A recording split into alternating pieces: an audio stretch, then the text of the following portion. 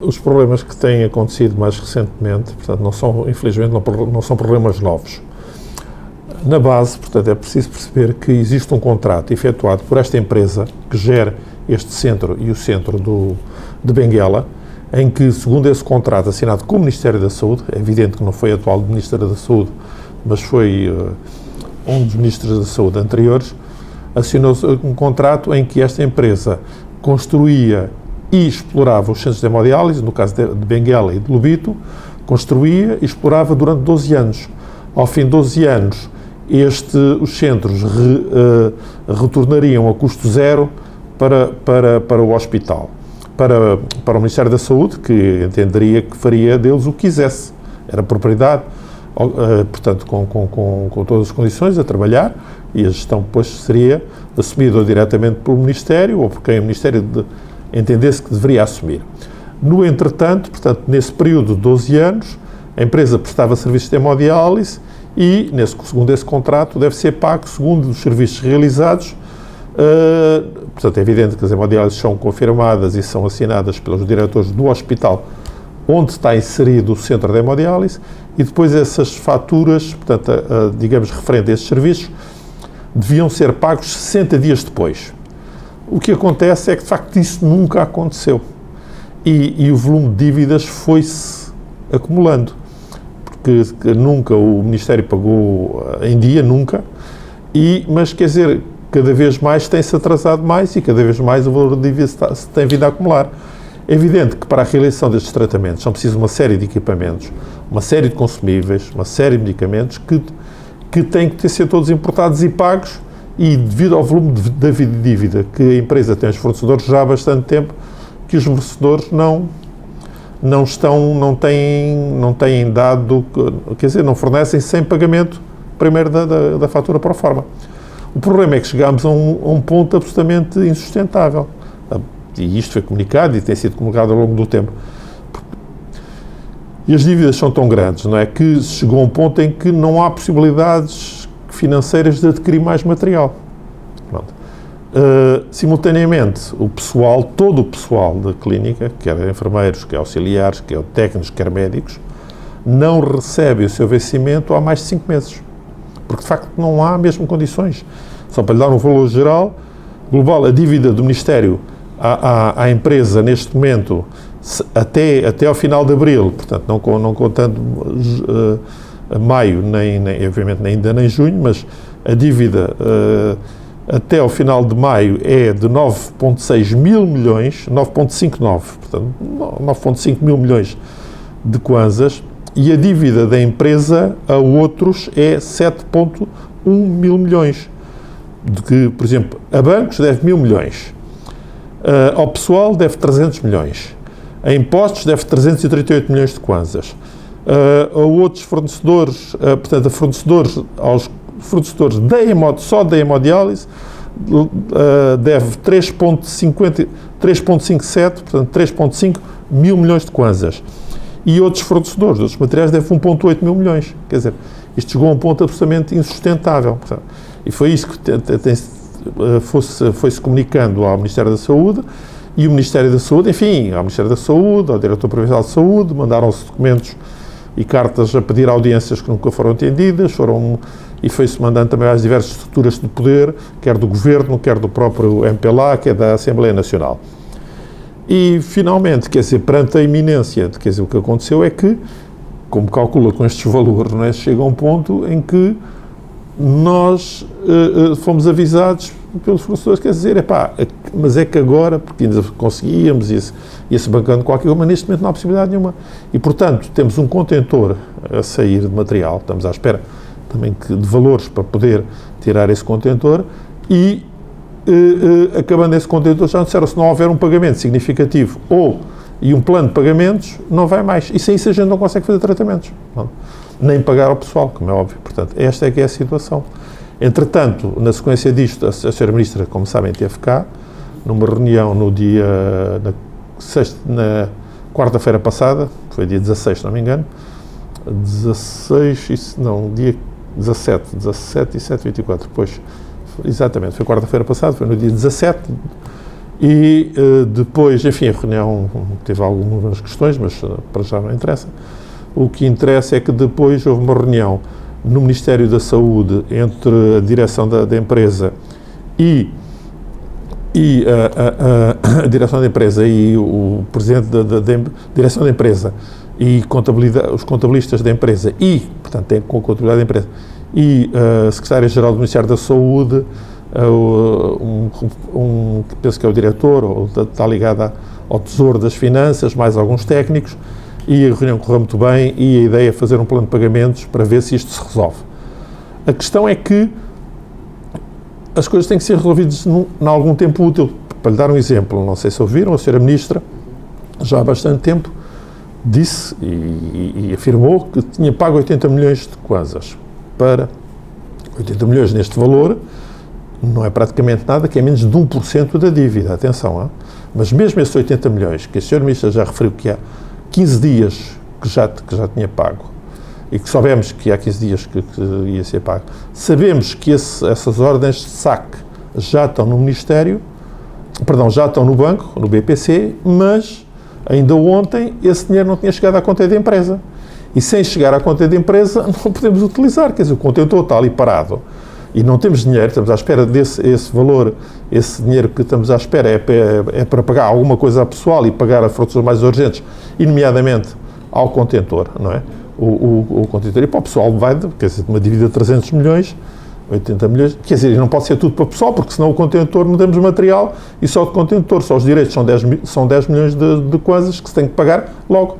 E apesar da senhora Ministra, e eu saber que é verdade, através do BPC, que já nos confirmou a chegada das ordens de saque, dizer que já pagou, eu se chegar ali ao Porto, não, às finanças, para pagar os direitos, não posso ser, se eu disser, olha, a senhora Ministra já pagou e já está no BPC, e assim que chegar eu venho cá pagar.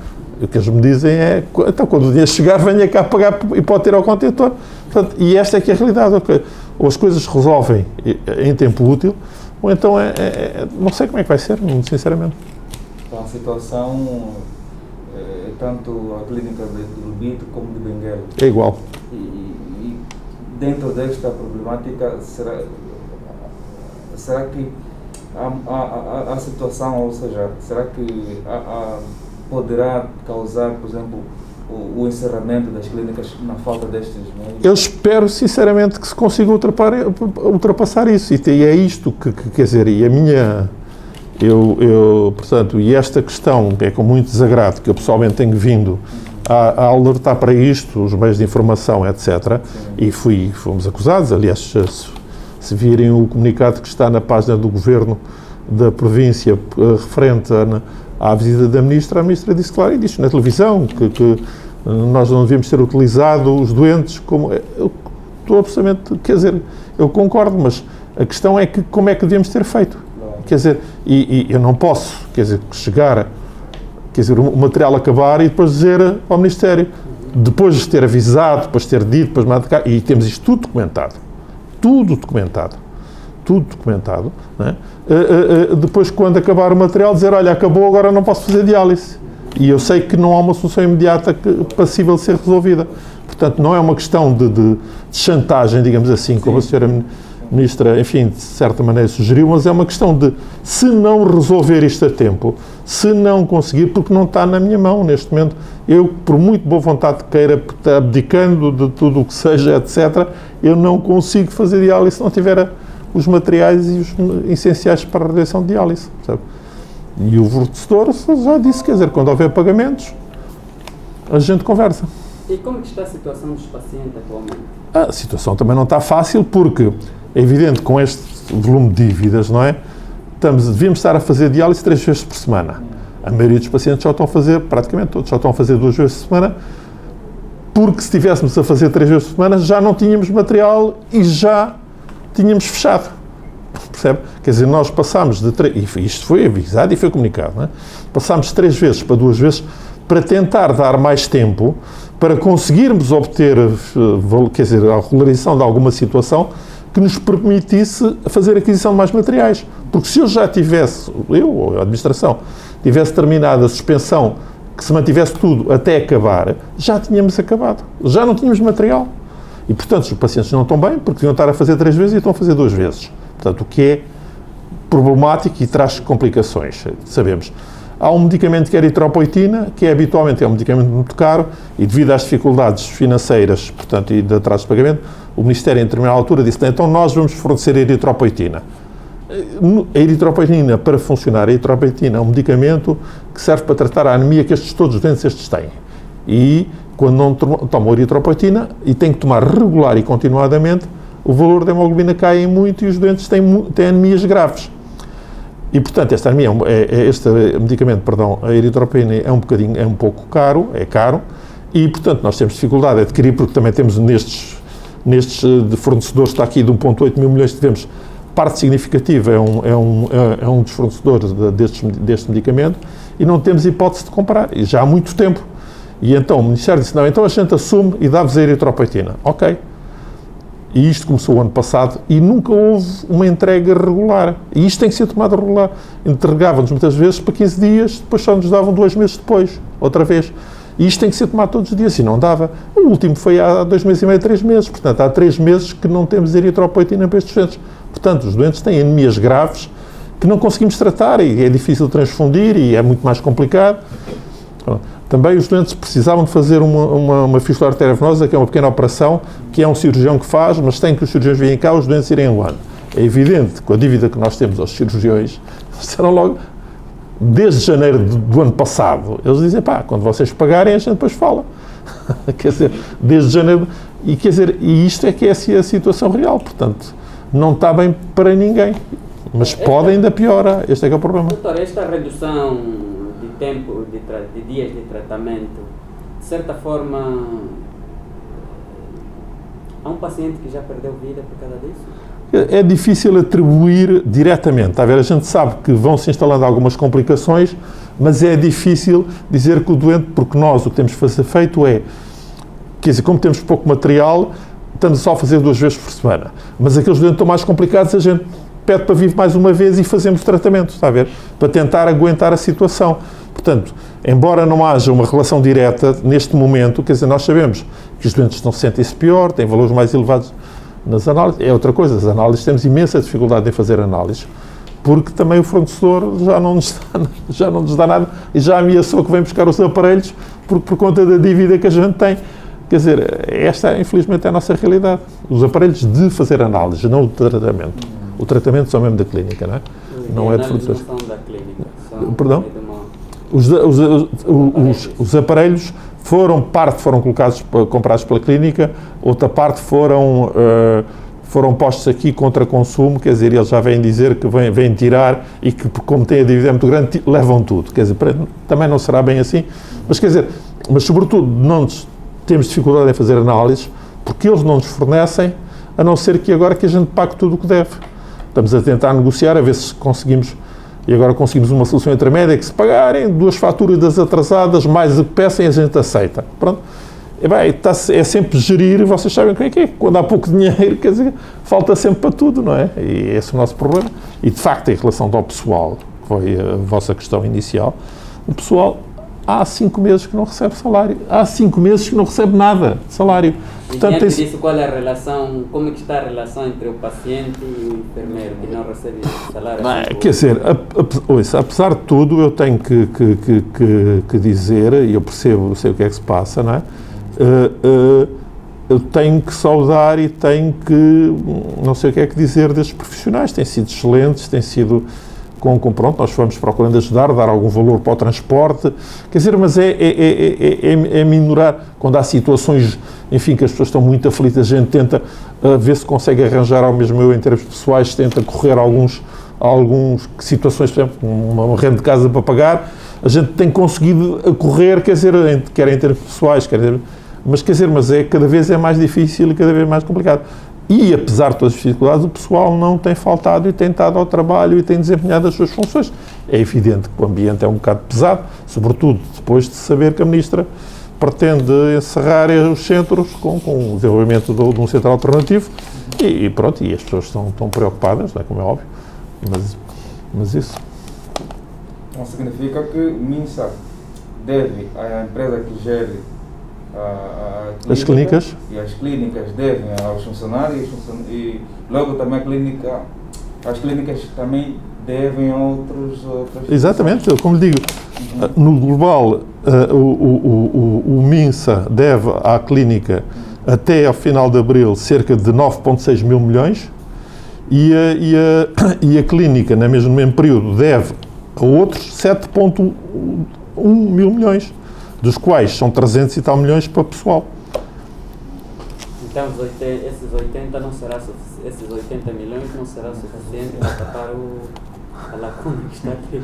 Ouça, se só o pessoal devemos 300 milhões, ainda há outras coisas urgentes para pagar, como disse o contentor. Com 80 milhões, como é que você paga? Se você me ensinar isso, eu quero aprender. Se você me ensinar isso, eu quero já aprender. Quer dizer, com 80 milhões. Se não é que a empresa está naquela, ou vou tirar o contentor, ou vou pagar os funcionários. É isso. Não, tem que fazer as duas coisas, porque sem nenhuma das duas coisas não funciona. Porque pagar aos funcionários e não tirar o contentor, não tem material, não consegue fazer tratamento. Se tirar só o contentor, não pagar qualquer coisa material, como é que os funcionários ficam, não é? Portanto, tem que se fazer uma gestão que esses 80 milhões será, provavelmente, presumo eu, que seja para pagar um ordenado a toda a gente, não é? E o resto seja para, por exemplo, o gerador teve uma série de problemas, conseguimos reparar hoje de manhã, o PT teve problemas, vêm de resolver, quer dizer, mas do gerador, quando vierem reparar, eu não tenho valores para pagar para reparar o gerador. Quer dizer, porque conseguiu-se lá, enfim, os filtros estavam entupidos, tem que ser tudo revisto, etc. Mas é um gerador grande, só os filtros são quer dizer, só aquilo, a revisão são para aí 1000 ou 1 milhão de coisas. E nós não temos. Quer dizer, a questão é que é mesmo essa, não é? E só para terminar, quanto à questão da água para a limpeza das máquinas, já não... Não, isso não tem havido problema. Quer dizer, nós temos água, portanto a água vamos pagando também com dificuldades, quer dizer, já nos ameaçaram cortar a água, porque... Não, ouça, toda a gente nos ameaçou cortar tudo, não é? E vai-se, quando há um dinheirinho, paga-se a água, depois diz assim o da luz, vamos pagar a luz, paga-se a luz, quer dizer, a gente tem andado, há muito tempo que tem andado assim, não é? Temos conseguido, apesar das outras entidades, alguma boa vontade, mas quer dizer, as pessoas, quer dizer, nós vamos conseguindo, pagamos uma quando temos dinheiro, pagamos por exemplo, uma da luz um mês, mas temos para aí 5 ou 6 meses da luz em atraso, não é? E eles vão sempre ameaçando, olha que vamos cortar, e a gente, pá, e tal, atenção, não cortem a luz. Tem sido assim, tem sido complicado, não é? Infelizmente. E quanto à questão do Covid, como é que está a prevenção aqui? Quer dizer, a questão do Covid, o que nós fazemos é o controle da temperatura, utilizar o gel, a máscara. Agora, a ideia é, se tiver alguma suspeita, enviarmos para o hospital da polícia. Neste momento até não temos nenhum caso, enfim, mas também que não temos nenhum caso francamente suspeito. O problema é que a gente não sabe o que é que se passa, porque, como sabemos, em todo o lado, não é? Há pelos dados internacionais, há uma quantidade enorme de doentes que são assintomáticos, não é? E que só se detectam quando a gente testa. E quer dizer, nós não testamos ninguém, não é? Aqui no centro nós não temos hipótese de o fazer, mas o Ministério não, quer dizer, nunca houve qualquer abordagem para um eventual testagem, porque, pronto, como sabem, eu já fiz as contas recentemente, e a nível de Angola, quer dizer, se considerarmos que Angola tem 30 milhões de habitantes, não é? Quer dizer, o número de testes efetuados até agora quer dizer que testaram 0,04% da população, ou quer dizer que são 4 doentes em cada 10 mil. São 4 pessoas testadas em cada 10 mil pessoas. Portanto, é muito difícil sabermos o que é que se passa na realidade. Aqui não temos qualquer possibilidade de testar neste momento. A única possibilidade é se houver uma suspeita forte, não é? Uma suspeita bastante forte, nós encaminharmos para a Catumbela, para o Hospital da Polícia, e depois aí, enfim, as autoridades decidirão o que fazer. Mas não há nenhuma campanha, como vocês sabem, dirigida nos serviços de saúde, etc, etc. O único sítio onde foi feito foi na multiperfil, por causa de um caso, ou 2 casos positivos que souberam que tinha lá estado. De resto, mais que eu saiba, não há. E foi também na Girassol, que foi testada por causa dos doentes que lá tiveram inicialmente e que depois vieram a falecer, vieram a falecer. Portanto, em relação ao Covid, esperamos que não aconteça nada, mas quer dizer, neste momento não tenho ponto de situação. Como lhe digo, estamos a tentar diminuir, portanto, o contacto com as pessoas, o afastamento social, a utilização da máscara, o controle da temperatura à entrada, o uso de todos os doentes têm que lavar as mãos, olha como vocês viram, todas as pessoas e depois mais os doentes têm que lavar as mãos pelo menos com álcool gel, e devemos repetir a lavagem das superfícies, nomeadamente da sala com lexívia, que é muito eficaz na destruição do vírus das superfícies, que seja eventualmente das superfícies, mas não temos uma avaliação da situação que saibamos o que é que o nosso nível é. Será que está alguém contagiado? Não faço a mínima ideia. Não tenho suspeita clínica, mas a realidade não sei. O que quero dizer é que os médicos, a equipe técnica de enfermagem, se calhar não tem também equipamentos.